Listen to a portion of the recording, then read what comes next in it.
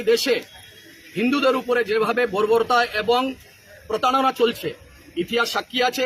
আগেও এটা ঘটে গেছে, আগেও হয়েছে। অনেক হিন্দু লোকের বাড়িঘর, মা বোন, প্রত্যেকটি হিন্দু প্রতিষ্ঠান ছাড়া যায়নি। প্রধানমন্ত্রীকে পদত্যাগ করতে বাধ্য করা হলো। তিনি পদত্যাগ স্বইচ্ছায় করেছেন। বিভিন্ন সংগঠন, সাংস্কৃতিক এবং সামাজিক বেসরকারি সংগঠন, আমরা ইন্ডিভিজুয়াল সবাই মিলে আমরা আজকে আমাদের জেলা উপায়ুক্তর কার্যালয়ে আমরা একটি মেমোরেন্ডাম দিতে এসেছি। আপনারা সবাই অবগত আছেন যে বাংলাদেশে ইতিমধ্যে যে রাজনৈতিক উলটপালট হলো, সেটাকে ছাত্র আন্দোলনের নাম দিয়ে কিছু মৌলবাদী সংগঠন এবং অন্য দেশের সাহায্য নিয়ে এই দেশে হিন্দুদের উপরে যেভাবে বর্বরতা এবং প্রতারণা চলছে, ইতিহাস সাক্ষী আছে। আগেও এটা ঘটে গেছে, আগেও হয়েছে। অনেক হিন্দু লোকের বাড়িঘর, মা বোন, প্রত্যেকটি হিন্দু প্রতিষ্ঠান ছাড়া যায়নি। যারা কি চাকরি করেন ওখানে বাংলাদেশ সরকারে হয়ে, ওনারাও আজকে সুরক্ষিত নয়।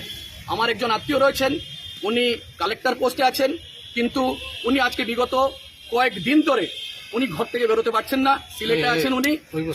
আজকে হিন্দুদের অবস্থা খুবই খারাপ। পত্রপত্রিকার মাধ্যমে এবং আপনাদের মাধ্যমে সারা ভারত এবং সারা পৃথিবীর লোক জানে যে বাংলাদেশে ইতিমধ্যে যেটা হচ্ছে সেটা বর্বরতার থেকে আর কিছু কম না। আজকে সেটার প্রতিবাদে আমরা ভারত সরকারের কাছে এবং বাংলাদেশ সরকারের কাছে আমরা আবেদন রেখেছি যে অতি সত্বর ওনারা হস্তক্ষেপ করে আমাদের যে হিন্দু ভাই বোনরা আছেন ওনাদের সম্পত্তি এবং ওনাদের যে ব্যক্তিগত যে প্রতিষ্ঠানগুলো রয়েছে কিংবা ওনাদের সাথে যে আরও সংখ্যালঘু ওখানের দেশের জনগণরা রয়েছেন, ওনাদের সুরক্ষা আমরা চাইছি। ওনাদের সাথে যেন আর কোনো ধরনের বর্বরতা এবং অত্যাচার হয় না, সেটার জন্য আজকে আমরা আমাদের ডিসি মহোদয়ের কাছে আমরা 3টি মেমোরেন্ডাম সাবমিট করেছি। একটি ভারতের মাননীয় প্রধানমন্ত্রী নরেন্দ্র মোদীর কাছে, একটি ভারতের স্বরাষ্ট্রমন্ত্রী অমিত শাহজির কাছে এবং একটি বাংলাদেশ হাই কমিশনারের কাছে আমরা এই মেমোরেন্ডাম পৌঁছে দিয়েছি। আজকে আমাদের সঙ্গে রয়েছেন ভারত সেবাশ্রম সংঘের সন্ন্যাসী বৃন্দ এবং ইসকন এর সন্ন্যাসী বৃন্দ, রামকৃষ্ণ মিশন এবং অন্যান্য যে আমাদের হিন্দু ধর্মাবলী যে সংগঠনগুলো রয়েছে, যে সংস্থাগুলো রয়েছে, এই সংস্থার প্রত্যেকজন আজকে আমাদের এই আন্দোলনে এবং এই আজকের কার্যসূচিতে সামিল হয়ে আমাদের জেলা উপায়ুক্তের কাছে, আয়ুক্তের কাছে আজকে আমরা মেমোরেন্ডাম দিয়েছি। আমরা চাই আমাদের প্রত্যেকটি ভাই বোন ওখানে সুরক্ষিত থাকুক এবং সুরক্ষিত থাকার সাথে সাথে বাংলাদেশ সরকার যেটি নবনীত সরকার গঠন হয়েছে সেই সরকার যেন ওনাদের দায়বদ্ধতা যেটা রয়েছে সংখ্যালঘুদের জন্য সেটা যেন ওনারা পালন করেন। আজকে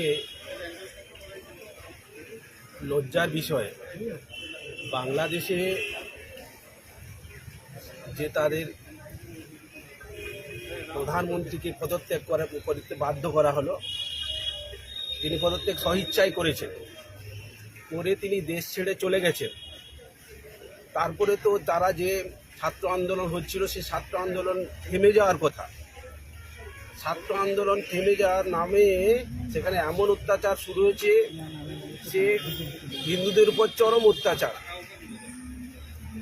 1947 সালে, তার আগে নোয়াখালী দাঙ্গা থেকে শুরু করে যত দাঙ্গা হয়েছে সেখানে দেখা যাচ্ছে হিন্দুদের উপর অত্যাচার হয়েছে। হাজার হাজার হিন্দুকে কেটে ফাঁসিয়ে দেওয়া হয়েছে, মেরে ফেলা হয়েছে, রক্তগঙ্গা বইয়ে দেওয়া হয়েছে হাজার হাজার হিন্দুকে। সেই চিত্র আবার আমরা এই গত কয়েকদিন ধরে দেখছি। বাংলাদেশে হিন্দুদের উপর অত্যাচার, মা বোনদের উপর অত্যাচার, মন্দির ভাঙচুর, বিগ্রহ ভাঙচুর সমগ্র বাংলাদেশ ব্যাপী চলছে। তো এটা তো আমরা কামনা করি না হিন্দু হিসাবে, হিন্দুকে মানুষ হিসাবে এটা কামনা করা উচিত না।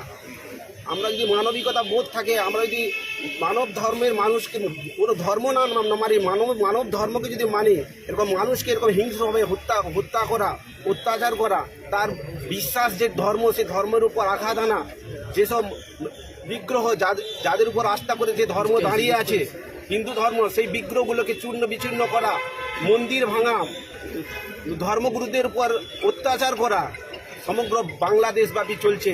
আমরা সেই প্রতিবাদ জানাই, ধিক্কার জানাই। বাংলাদেশের সমগ্র যারা এইসব অশুভ কাজগুলি করছে তাদেরকে সবাইকে আমরা ধিক্কার জানাই।